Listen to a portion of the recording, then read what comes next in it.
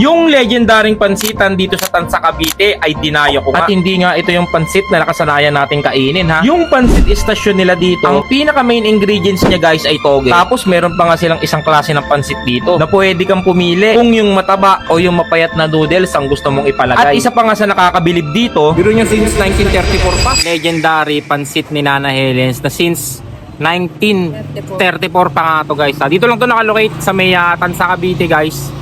Para mas madali nyo siyang mahanap, pin location nyo lang tong barangay hall ng Biwas. Tapos makikita nyo dito sa may arko.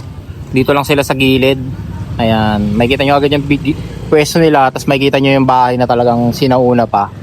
Ayun, order tayo. Tikman natin yung legendaring pansit nila dito. Only 35 pesos guys. Ito yung legendary pansit station dito sa Tansa guys ha.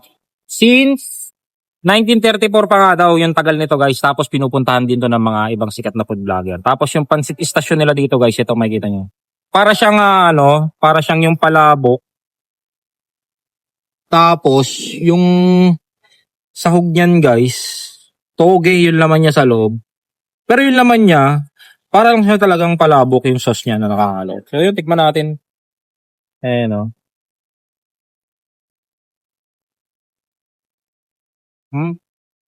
Sarap din. Grabe yung nakatikim na ito. Sarap din eh,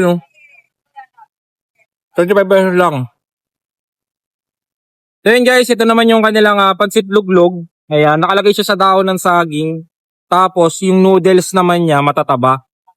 Ayan, so yung matataba yung pinili ko kasi meron daw silang isang klase nito, yung maninipis naman yung noodles. Tikman natin. Same lang din naman ng laman kasi parehas dun sa may same lang ng ng sauce saka yung mga toppings na nilagay parehas dun sa pansit station nila. Ang pinagkaiba lang yung noodles. Ayan.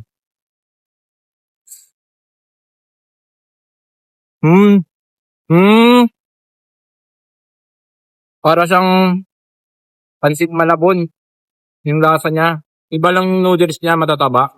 Tapos nakalagay siya sa dahon ng saging.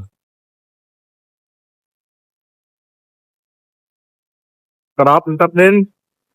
Sarap din ito. Ayan Classic talaga yung lagayan niya. Hindi sila nagbago ng packaging.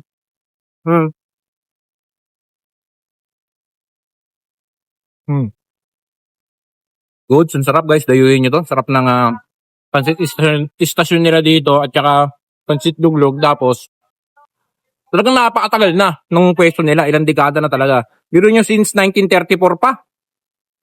Tagal nun. Kung tagal na nilang namayagpag dito kaya nakilala